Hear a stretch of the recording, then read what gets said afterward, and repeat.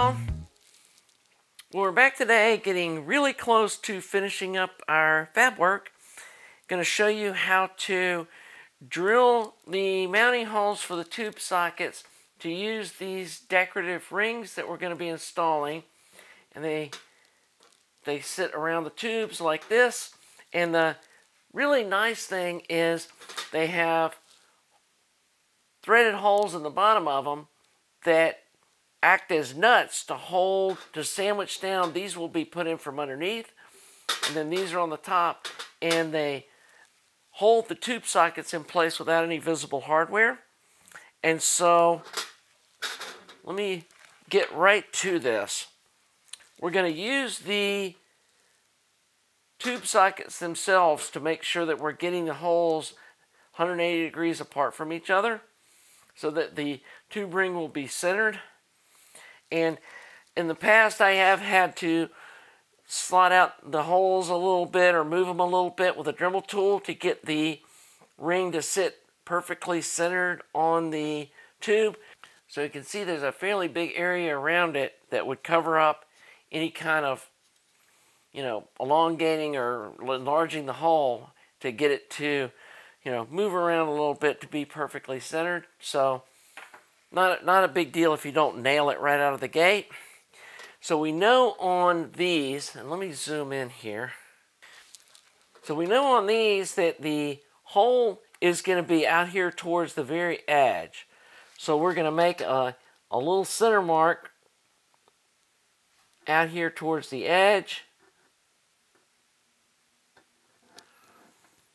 And then once you make the mark, make sure it's centered.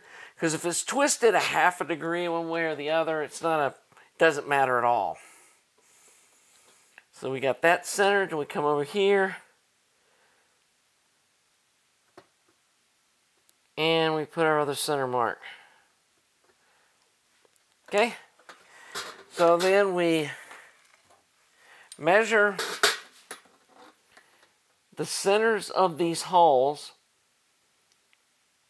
which you can double check by going from edge to edge, like that. And it's 45 millimeters. So then we come in like this. And we mark one side and then the other. Now one thing you want to do too is double check that you have them the same distance from the edge, and we clearly don't. We need to move this way just a little bit.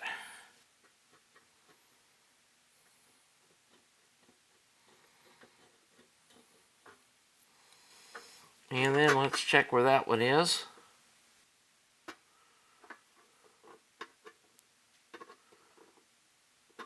And that looks good. So I'm going to go mark these two holes, and then we'll come back and do these two up in the front.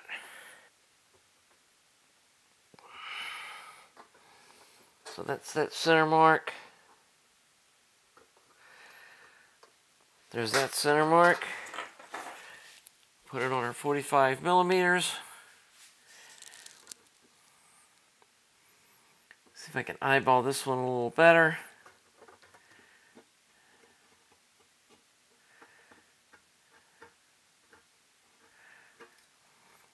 And again, if you have to drill the hole out a little bigger to get it perfectly centered later, not the end of the world.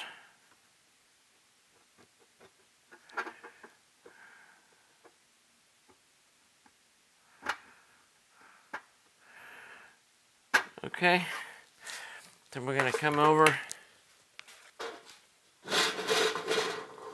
We'll do this one.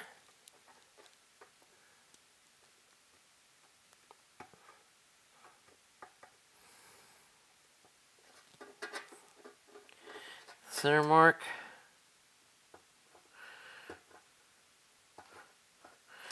Center mark. Then come back with our 45 millimeters.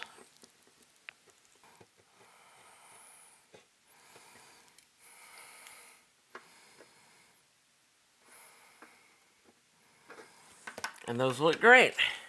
Okay, so on the smaller ring, the holes are going to be almost at the very inside edge of this. And so we want to make our center marks more towards the inside. So there's that one.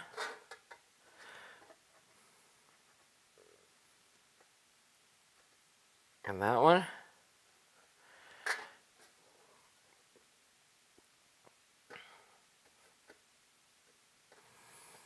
That one. And that one. I have had a couple of people make comments. Why don't you make a paper template and mark all the holes and then glue it down and then hammer through the paper template. I mean, that all sounds great, but I'm still figuring out where I want stuff to be. And maybe in the future, if I was like replicating these, that might make sense. But for now, like I said, I'm still just trying to figure out where I want everything. And so we're kind of just doing this on the fly. And it looks like 39 millimeters. So again, we're just going to kind of eyeball centering this. And then we'll double check our mark from each edge once we get done marking these two.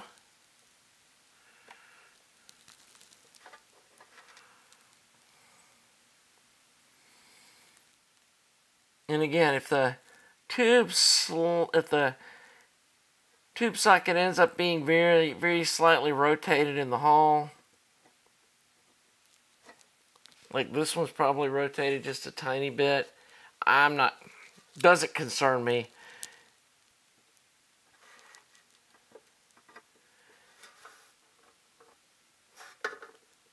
But if it does concern you, you can get a protractor or a right angle thing and make sure they're perfectly perpendicular to this edge. I'm not that crazy about getting that kind of perfection. So now we're going to mark all these holes, or center punch all these holes, and then drill pilot holes for all of them.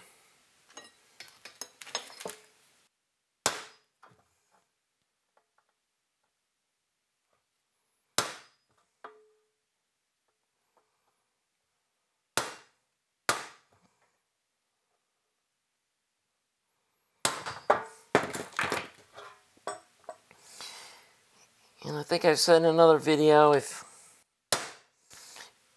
you want to use one of those automatic center punches, you can.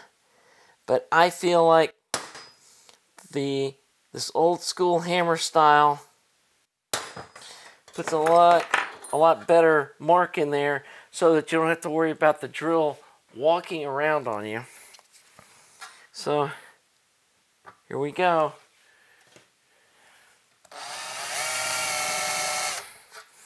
I'm going to, again, do my little, make a little,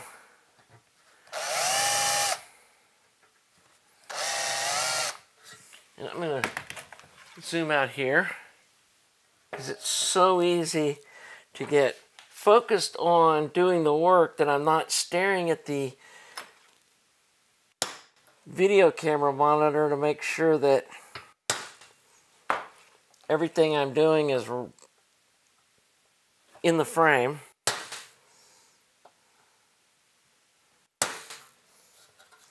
Like, see, even that first tap wasn't really enough to get a good dimple there, and that was a pretty hard smack.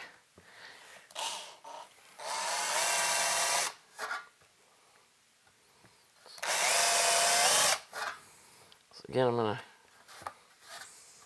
whoop.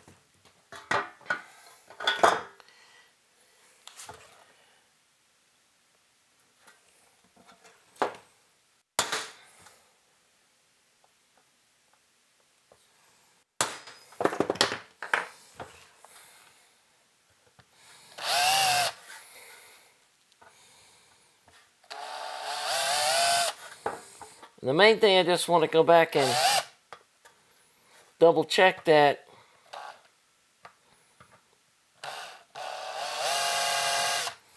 all these little dimples are somewhat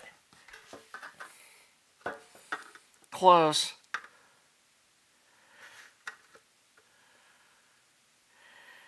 Both of those are off just a little bit.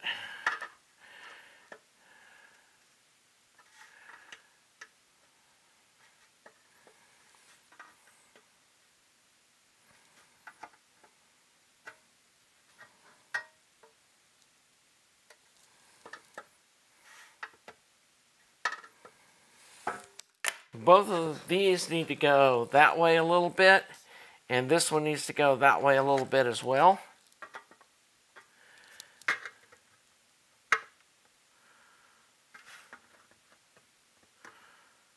So, I'm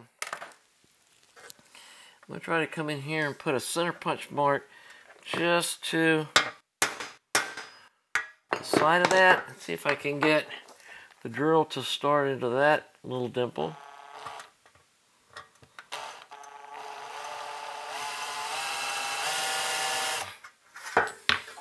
I think that got it. Much better. And then, like I said, these two both need to go that way a little bit.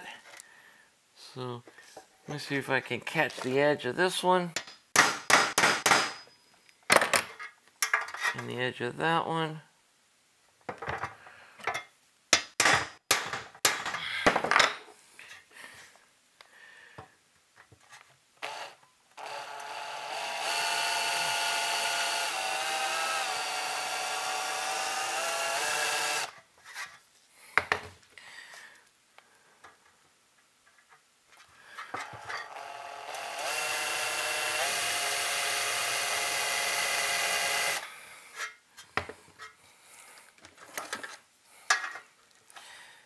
Because if you got a problem, this is the time to try to fix it. Both those look good now. Last thing I want to do is come back in and make sure they look like they're both going to fit inside of the slot. And we don't have it like this, you know, this way or that way too much. That one looks good. That one looks good.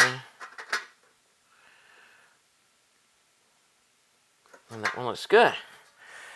So let's drill our holes.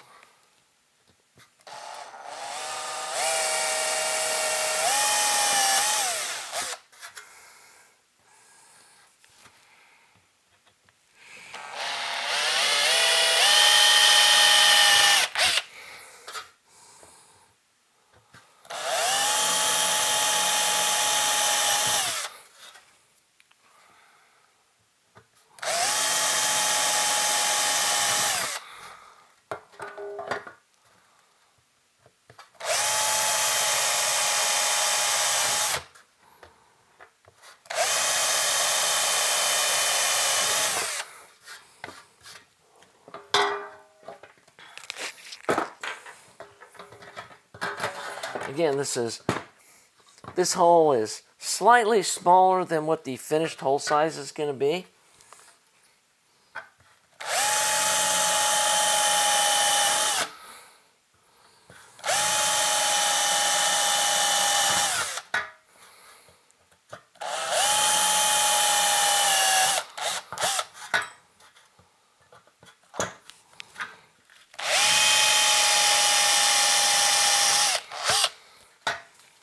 We come back with our 1/8 inch drill. Wow.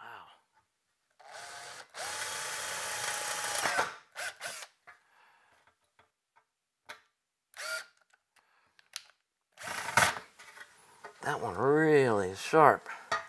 That was a brand new drill bit. That is a crazy sharp drill bit. It jumped in here and just grabbed a big old bite of that hole.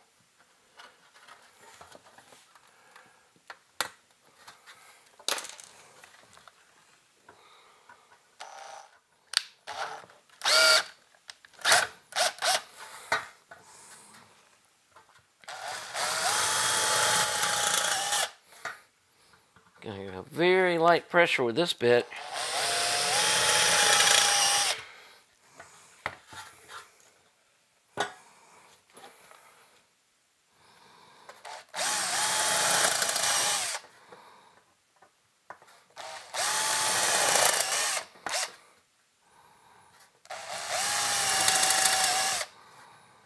Used to that dull, wore-out bit I was using. To the hardware store buying some screws, and I thought, we get a new bit while I'm there.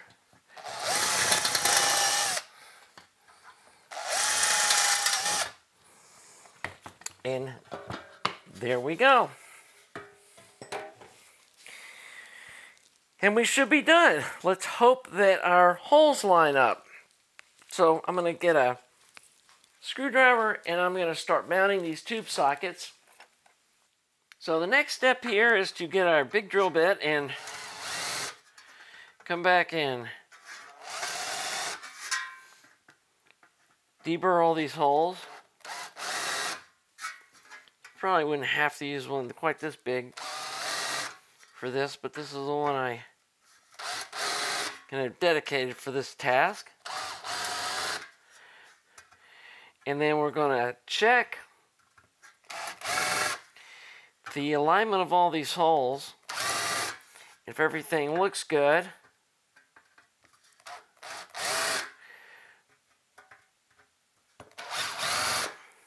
I'm actually going to swap to a little smaller bit to do the top side. It doesn't need to be that giant a bit for doing these size little tiny holes. I don't want to slip on the top side and ruin what otherwise has been a event-free fabricating session.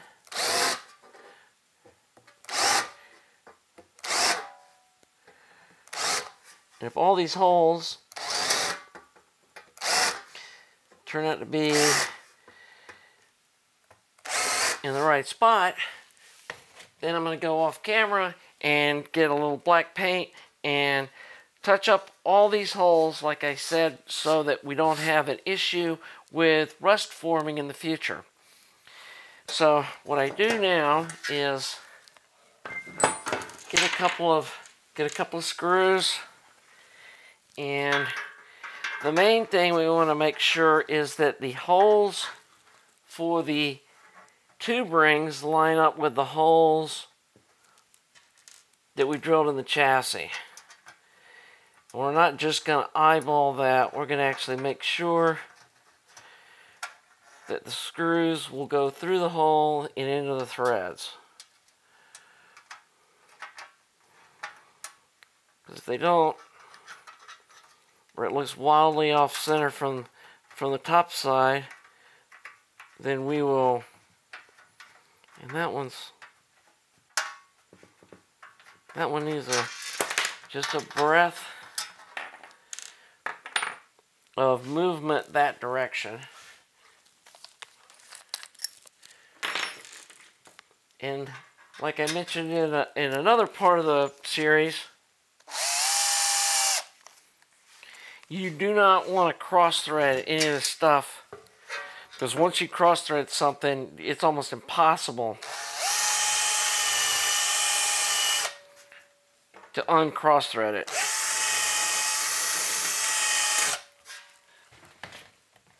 So we're going to elongate that side to side just a little bit.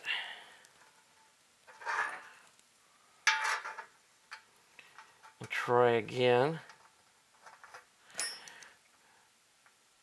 That looks better. And there's that one. And you can look at the little gap around between the inner ring of the decorative ring and the tube socket and see if it looks centered, and that one does. So let's move on to, let's work through this one here. And I got two different length of screws for the big sockets because the holes are a little deeper. I got 3 by 8 millimeter screws, And then for the small ones, I've got 3x6mm screws. I think that one, I think we nailed that one right on the money. And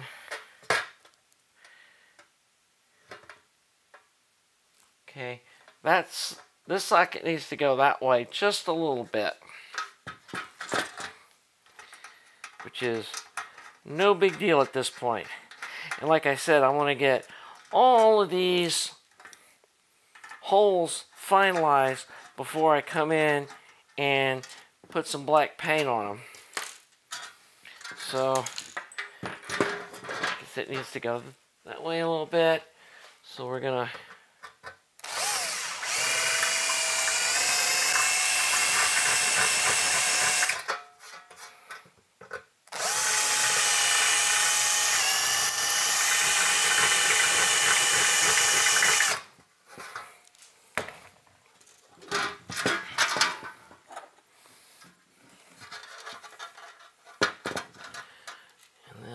see if that got us where we need to be. See, now it moves back and forth just a little bit. And that looks fine now.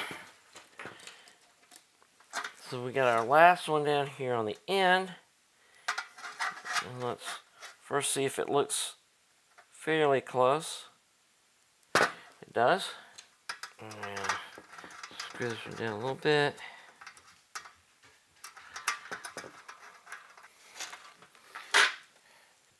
As you can see, they all look nice and centered. Okay, so let's go up here to these two in the front. And if these line up, like I said, I'm going to go off camera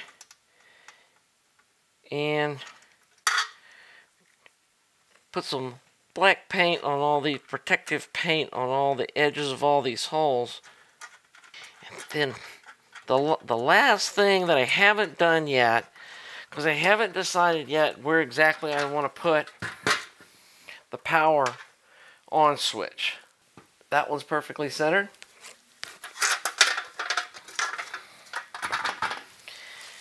And then test this last one. Now, like I was saying, I haven't decided exactly where I want to put the power switch yet. There's a part of me for electrical perfection that wants to put it on the side. But then there's another part of me for convenience wants to put it on the front.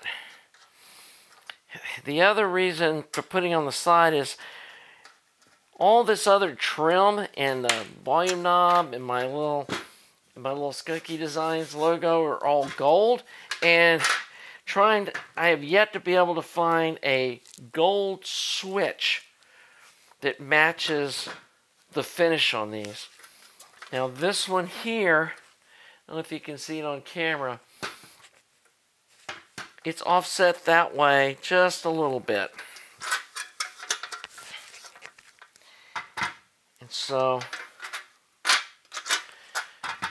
I want to slot those holes just a breath. I mean, we're talking less than 1/2 millimeter probably, or maybe 1 millimeter. Probably more like 1/2 millimeter. So I feel pretty good about the job we did drilling these.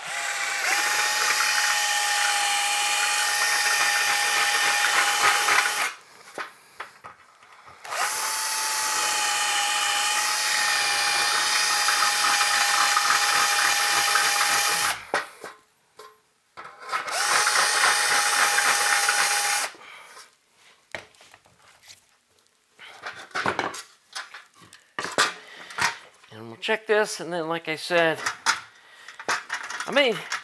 we're probably ending up, every time I turn around, we've done another 20-minute video. And I think I underestimate sometimes the time it takes to do this work. But right now, for me, this is just a hobby. And I enjoy doing it, which is one of the things that scares me about like doing this for other people is if it then ceases to become a hobby, turns into a job, and isn't fun anymore. There we go. That one's perfect now. So I think I'm going to cut it right there. And let me zoom out here. I mean, I know this adds some expense to the amplifier that doesn't really improve the performance, but that just looks so nice to me.